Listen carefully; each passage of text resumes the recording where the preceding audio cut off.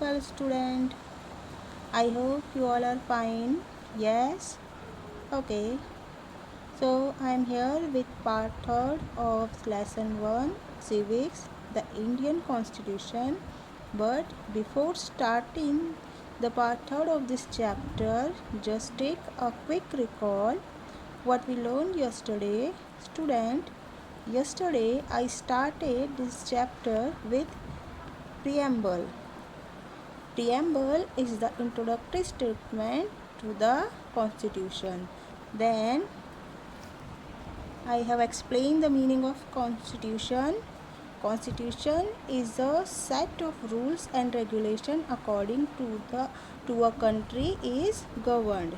Next, we seen that why does a country need a constitution, and case study of Nepal, and the 3 significant reasons why we need a constitution.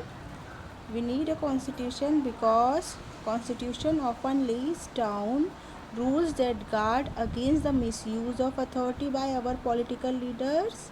And the second reason was the constitution ensures that a dominant group does not use its power against less powerful people or groups. And the third significance, the Constitution helps to protect us against decisions that could have an adverse effect on a larger principle that the country believes in. After that, I have explained you about the Constituent Assembly.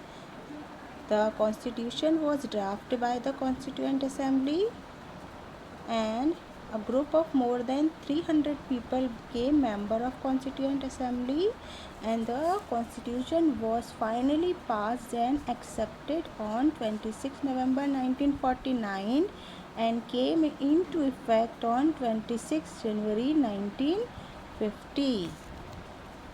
And Dr. Rajendra Prasad, Sardar Vallabhbhai Patel, and Dr. Bhimrao Ambedkar were the important members of the Constituent Assembly. After that, we have seen the name of the countries from which we borrowed the features of the Constitution of India.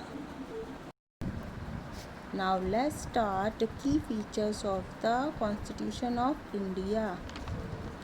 And it includes federalism, parliamentary form of India, separation of power, secularism, and fundamental rights. So first we will start with federalism. Federalism, it means existence of more than one level of government in the country. In India, there are 3 levels of government: central, state, and Panchayati Raj. The Constitution defines the power of each government. In India, we have central government which makes laws on the subjects concerning the entire nation, like relation with the foreign countries, postal services, defense matters, currency, etc. At the state level, we have state government which deals with the problems and needs of the people in the state, for example, agriculture, law and order, etc. And third level is Panchayati Raj. Panchayati Raj now function as a system of governance in which Gram Panchayats are the basic unit of local administration.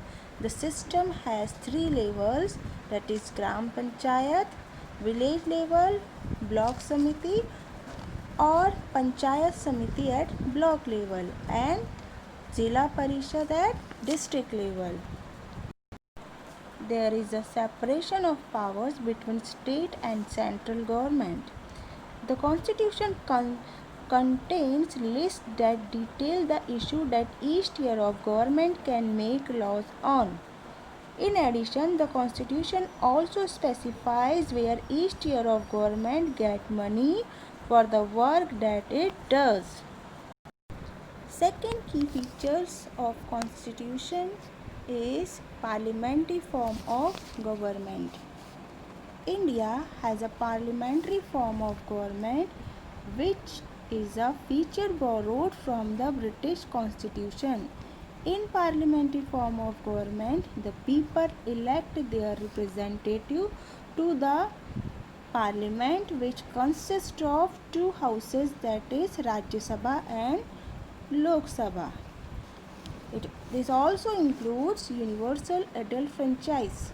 It means one man, one vote. All citizens of India who are above 18 years of age have a right to vote irrespective of their caste, creed, religion, gender, educational level, etc. So students, this means that the people of India have a direct role in electing their representatives. In India, President is only a constitutional head of the executive who acts only with the aid and advice of the real political executive, that is the Prime Minister and Council of Ministers. The Council of Ministers is collectively responsible or answerable to the legislature. Now let's understand the third features of Indian Constitution, that is separation of powers. According to the Constitution, there are three organs of the state. These are legislature, the executive and the judiciary. The legislature refers to our elected representatives.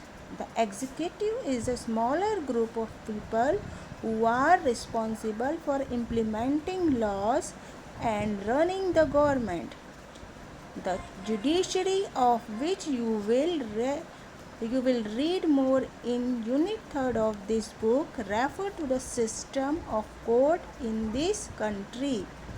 In order to prevent